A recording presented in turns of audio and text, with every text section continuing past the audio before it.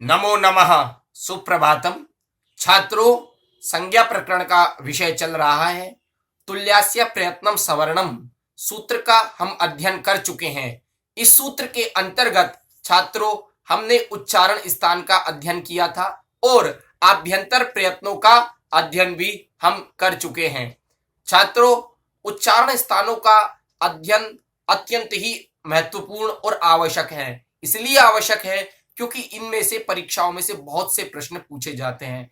इनको आप प्रत्येक वर्ण का क्या क्या उच्चारण स्थान है, इसको आप सारणीबद्ध तरीके से बना करके और उस सारणी को मुझे प्रेषित कर सकते हैं। सारणी बहुत सारी लघु सिद्धांत कौमुदियों में दी गई है, नहीं तो फिर भी आप एक एक वर्ण को अलग अलग छांट करके बनाइए। छात्रों, अब उच्चारण स्थान की एक बार और आवृत्ति करके हम आगे की ओर बढ़ेंगे। उच्चारण स्थान किस प्रकार से होते हैं देखिएगा, पुस्तक में मैं आपको दिखाने की कोशिश कर रहा हूं। अकुहु विसर्जनीयानाम कंठ, इचु यशानाम तालु, ऋतु रसानाम मूर्धा, ऋतु लसानाम दंता, उपपदमानियानामोष्टो, यम गणनानाम नासिका च, एदेतो कंठ तालु, औदोतो कंठोष्टम, वकारस्य दंतोष्टम, जीवामूलीयस्य जीवामूलम, नासिकानुस्वारस्य है। इस प्रकार छात्रों हम उच्चारण स्थानों का अध्ययन कर चुके हैं। एक एक वर्ण का एक अलग अलग उच्चारण स्थान सारणीबद्ध तरीके से आप बनाइए, जिससे इसका पूरा विषय आपके मस्तिष्क पटल पर अच्छे से स्थापित हो जाए और इसको बार बार अभ्यास करके अच्छे से इसको स्मरण में रखिए, नहीं तो फिर आप भूलेंगे नहीं इसको। छात्रों, इसके बाद हम आभ्यंतर प्रयत्नों का अध्ययन किया था। लघु सिद्धांत कौमुदी के अनुसार आभ्यंतर प्रयत्नों की संख्या 5 थी और उनका भी हम अध्ययन कर चुके थे। कौन कौन से वर्ण किस किस आभ्यंतर प्रयत्न के अंतर्गत समाहित होते हैं, इन सब का हम अध्ययन कर चुके हैं। आज का जो विषय है छात्रों, वो है बाह्य प्रयत्नों का। बाह्य प्रयत्न होते कितने हैं और इनके अंतर्गत कौन कौन से वर्ण समाहित होते हैं, इसका अध्ययन आज हम करने जा रहे हैं। छात्रों, आप देखिएगा, पहले हम मूल पाठ को देख लेते हैं। देखिए, लघु सिद्धांत का मूल पाठ है बाह्य प्रयत्नस्त्व एकादशधा।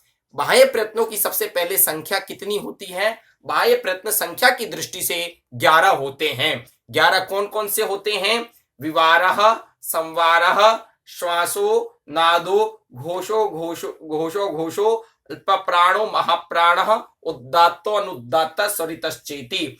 ये इनके 11 जो नाम हैं वो इस प्रकार है। कौन कौन से? विवार, संवार, श्वास, नाद, घोष, अघोष, अल्पप्राण, महाप्राण, उद्दात, अनुद्दात, स्वरित। इनकी दृष्टि इन 11 बाह्य प्रयत्न होते हैं। अब बाह्य प्रयत्न 11 होते हैं, इनमें कौन कौन से वर्ण किस किस प्रयत्न में समाहित होते हैं उसको हम देखेंगे। देखिए, खरो, विवारा, श्वासा, अघोषाश्च।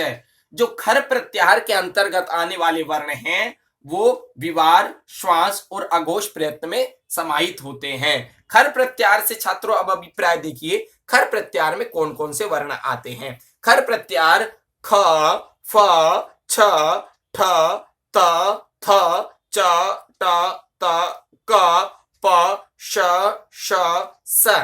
खर प्रत्याहार में ये सब वर्ण आते हैं। खर प्रत्याहार का अध्ययन आपको इसके लिए आवश्यक है। खर प्रत्याहार को अब आप सूक्ष्म में यदि हम समझाना चाहो तो प्रत्येक वर्ग का पहला, द्वितीय और दूसरा अक्षर, प्रत्येक वर्ग का पहला और दूसरा अक्षर और श, श, स, तीनों सकार इसके अंतर्गत समाहित होते हैं। ये तो हो गए खर प्रत्याहार की बात। अब अगली बात हम देखते हैं हशः, हशः, संवारा, नादा, घोषाश्च। हस प्रत्याहार के अंतर्गत हस प्रत्याहार के जो प्रत्येक वर्ण हैं वो संवार, नाद और घोष प्रयत्न के अंतर्गत समाहित होते हैं। हस प्रत्याहार के अंतर्गत कौन कौन से वर्ण आते हैं? अब देखिए, हस प्रत्याहार के अंतर्गत आने वाले वर्ण हैं है, य, व, र, ल। है, य, व, र, ल। और प्रत्येक वर्ग का जो कुचु टु तुपु 5 वर्ग हैं उनका तीसरा, चौथा और 5वां वर्ण हस प्रत्याहार के अंतर्गत समाहित होते। इन सब वर्णों को संवार, नाद और घोष प्रयत्न में रखा जाता है। अब अगली बात देखिए, अगर किसी के समझ में नहीं आए तो इसको बार बार वीडियो को देखें और फिर भी नहीं समझ आए तो मुझे संदेश के माध्यम से प्रेषित कर सकते हैं। अब वर्ग का वर्गाणाम प्रथम, तृतीय, पंचमा, यणश्चाल्प प्राणा। इसका अभिप्राय क्या है? वर्ग का प्रत्येक वर्ग का जो कुचु टू तुपु 5 वर्ग है उनका पहला, तीसरा वर्ण, पहला, तीसरा और 5वां वर्ण और यण से अभिप्राय य व र ल से है। ये अल्प प्राण के अल्प प्राण जो प्रयत्न है, बाह्य प्रयत्न, इसके अंतर्गत समाहित होते हैं। अब अगली बात देखिए, वर्गाणाम द्वितीय चतुर्थो शलश्च महाप्राणा। वर्ग का दूसरा वर्ण, कुचु टू तुपु जो 5 वर्ग है उनका जो दूसरा वर्ण, चौथा वर्ण, शलश्च से अभिप्राय जो ऊष्म वर्ण है, श श स तीनों सकार और हकार, ये महाप्राण के अंतर्गत समाहित होते हैं। ये तो रही बाह्य प्रयत्नों की बात। बाह्य प्रयत्न 11 होते हैं। 11 विवार, संवार, श्वास, नाद, घोष, अघोष, अल्पप्राण, महाप्राण, उद्दात, अनुद्दात और स्वरित। इनके अंतर्गत कौन कौन से वर्ण आते हैं ये हमने देख लिया। खर प्रत्यार विवार श्वास अघोष के अंतर्गत आता है। हस प्रत्यार के वर्ण संवार, नाद, घोष के अंतर्गत आते हैं। वर्ग का पहला, तीसरा और 5वें जो वर्ण है वो और यण वो अल्प प्राण में आते हैं। वर्ग का दूसरा, चौथा और शल प्रत्यार के जो वर्ण हैं वो महाप्राण के अंतर्गत आते हैं। अब इन्होंने कुछ चीजों के, छात्रों ध्यान देने योग्य बात है, कुछ चीजों के इन्होंने शॉर्ट फॉर्म रखे हुए हैं, मतलब संक्षिप्त नाम रखे गए हैं। उनको किस किस को किस किस नाम से जाना जाता है वो यहाँ व्याकरण अध्ययन की दृष्टि से अत्यंत महत्वपूर्ण है, क्योंकि जब हम आगे शास्त्र अध्ययन करेंगे व्याकरण का तो उन्हें यही कहकर के पुकारा जाएगा, तो इसका अध्ययन इसलिए आवश्यक है। अब देखिए क्या कहते हैं, कादयो मावसाना स्पर्शा, कै आदि से प्रारंभ होकर के मैं अवसान पर्यंत होने वाले वर्ण स्पर्श कहलाते हैं। स्पर्श वर्ण ये वही वर्ण है जो 5 वर्ग होते हैं, कु चू टू तू पू, इनको स्पर्श वर्णों की इनकी संज्ञा की जाती है। अगला जो वर्ण है वो है यणो अंतस्था, जो अंतस्थ वर्ण है, यण प्रत्याहार के जो भी वर्ण है वो अंतस्थ वर्ण कहलाते हैं। यण प्रत्यय से अभिप्राय मैं आपको पहले भी बता चुका हूं, यण प्रत्यय से अभिप्राय ये व र और ले से है। जन प्रत्यार ये चारों वर्ण यण प्रत्यार में आते हैं और इनको अंतस्थ कहा जाता है। इनकी संज्ञा क्या होती है, अंतस्थ संज्ञा, इनको अंतस्थ कहते हैं। शला उष्माण, शल प्रत्यार के जो वर्ण हैं वो उष्म वर्ण कहलाते हैं। ये कौन कौन से होते हैं, श, श, स और ह, ये चारों वर्ण हैं, ये क्या कहलाते हैं, उष्म वर्ण कहलाते हैं। ये हम बात इसलिए बताना आवश्यक है क्योंकि जब आगे हम शास्त्र अध्ययन व्याकरण का अध्ययन करेंगे तो वहां केवल उष्म कहने भर से हमें इन चारों वर्णों का बोध हो जाए, अंतस्थ कहने भर से हमें य व र ल का बोध हो जाए, स्पर्श वर्ण कहने से हमें 5 वर्ग के जो 25 वर्ण है कु चू टू तुपु उनका बोध हो जाए।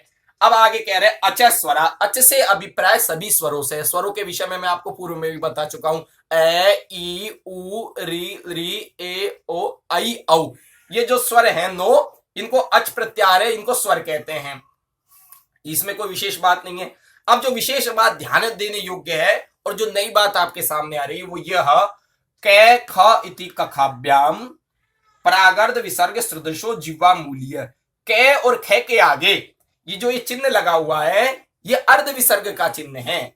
ये चिन्ह है जो अर्ध विसर्ग का चिन्ह है, इसको क्या कहते हैं छात्रों, अर्ध विसर्ग। यदि ये कै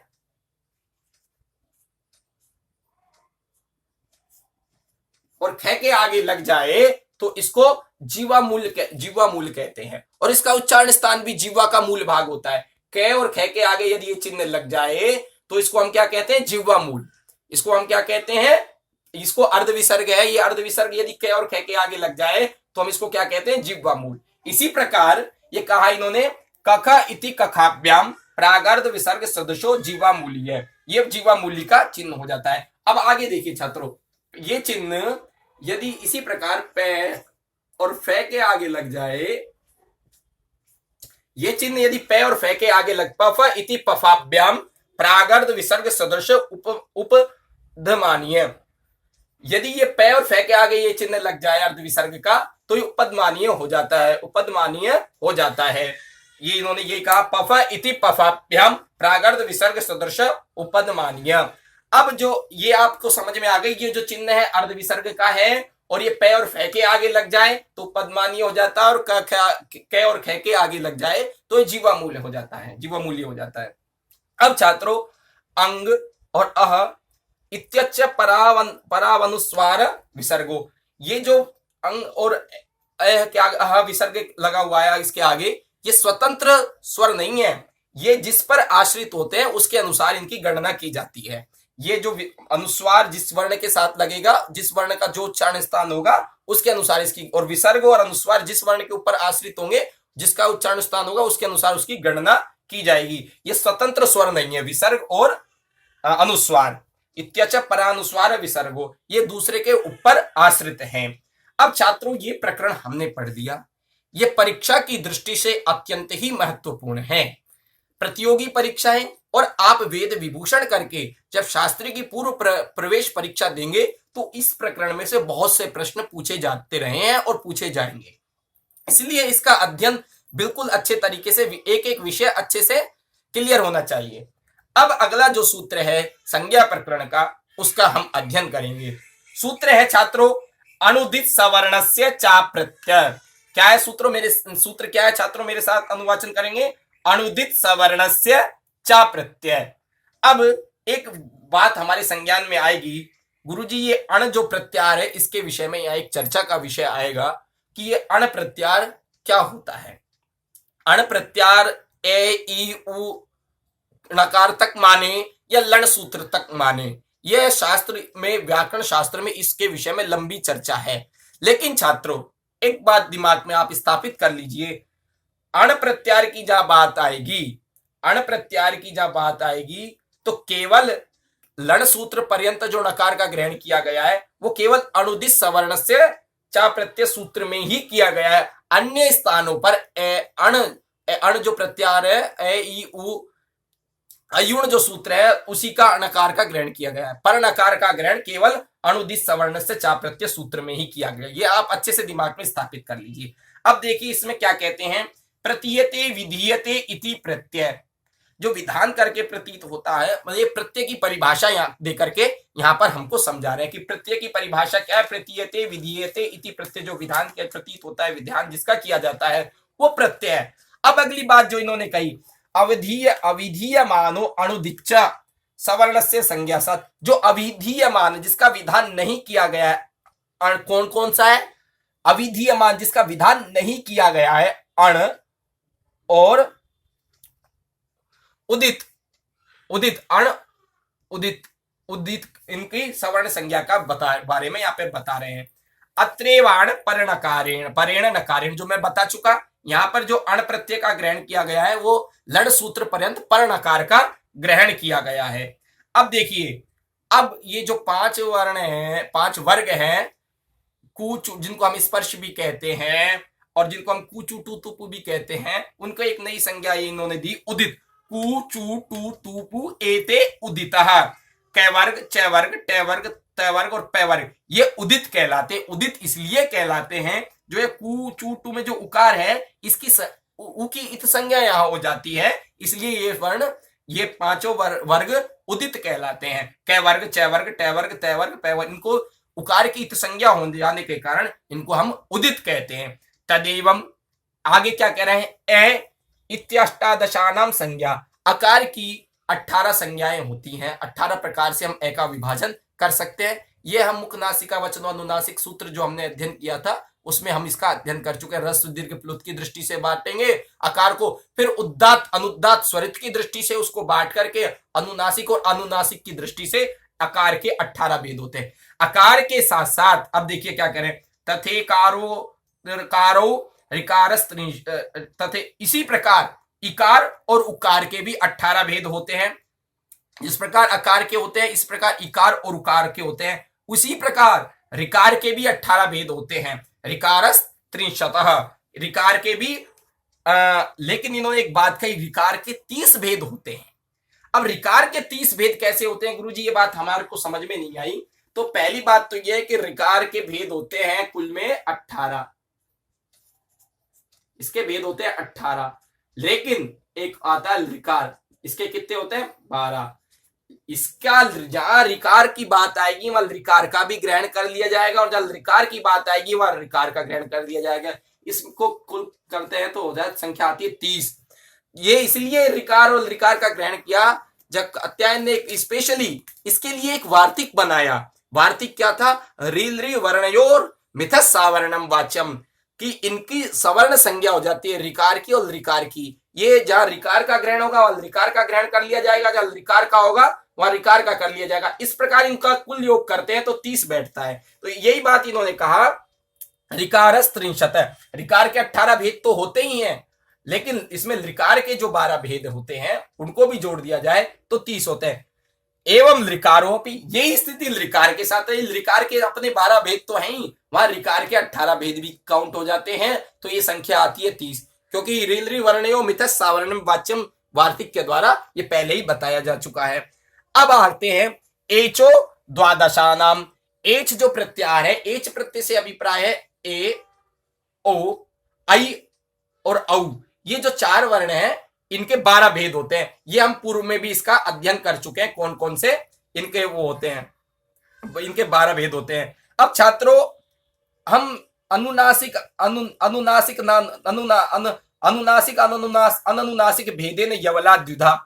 अब अनुनासिक और अननुनासिक के भेद से यह व लय को 2 भागों में बांटते हैं। एक तो अनुनासिक है और एक अनुनासिक जो अनुनासिक नहीं है। अननुनासिक और अननुनासिक ये 2 होते हैं, इनमें यह व लय को हम 2 भागों में बांट देते हैं। अब देखिए तेनानुनासिक तेनानुनासिकास्ते द्वयोर द्वयो संज्ञा, उन दोनों की 2-2 संज्ञा हो जाती है। एक तो अनुनासिक संज्ञा हो जाती है, अननुनासिक इनकी संज्ञा हो जाती है। केवल यही भेद है यहाँ पर पे, क्योंकि एक अनुनासिक के में बांटते हैं और एक अनुनासिक के भाग में रखते हैं। अनुनासिक का चिन्ह छात्रों ये होता है, ये जो चंद्र बिंदु का प्राय चिन्ह होता है, अनुनासिक का चिन्ह माना जाता है। आगे के जो प्रकरण आएंगे इसमें विशिष्ट आपको ज्ञान दे देंगे, चूंकि संज्ञा प्रकरण है। संज्ञा प्रकरण हमारे यहाँ वेद भूषण में द्वितीय वर्ष में चलता है, क्योंकि इसका सामान्य ज्ञान अपेक्षित है। विशिष्ट ज्ञान की ओर यदि आप आगे बढ़ेंगे तो आगे जब शास्त्र चर्चा आएगी तब इसका करेंगे। अभी तो सामान्य ज्ञान की दृष्टि से हमने पढ़ा। तो छात्रों आज हमने बाह्य प्रत्ययों के बारे में तथा अनुदित सवर्ण से चा प्रत्यय सूत्र का अध्ययन किया। अनुदित सवर्ण से चा प्रत्यय में मैंने फिर आपको एक बार बता रहा हूं, या अयुण जो माहेश्वर प्रथम सूत्र है उसका नकार का न ग्रहण करके लण जो सूत्र है उसके पर नकार का ग्रहण केवल अनुदित सवर्ण से चा प्रत्यय सूत्र की जहां बात आती है वहां किया जाता है, और अन्यत्र सभी जगह पर अयुण के नकार का ही पूर्व नकार का ही ग्रहण किया जाता है। ये सब अब आपको छात्रों आज का जो गृह कार्य है वो ये है, प्रत्येक वर्ण का आभ्यंतर प्रयत्न सारणी के रूप में और प्रत्येक वर्ण का बाह्य प्रयत्न सारणी के रूप में आप बना करके मुझको प्रेषित कर सकते हैं। जो छात्रों के लिए वेद भूषण और विभूषण के छात्रों के लिए ग्रुप बनाया गया है उस पर भी प्रेषित कर सकते हैं। यह आपका गृह कार्य है। तो छात्रों कल जो अवशिष्ट सूत्र संज्ञा प्रकरण के हैं उनका हम अध्ययन करेंगे। आप इनका बार बार अभ्यास करते रहिए। नमस्कार, नमो नमः।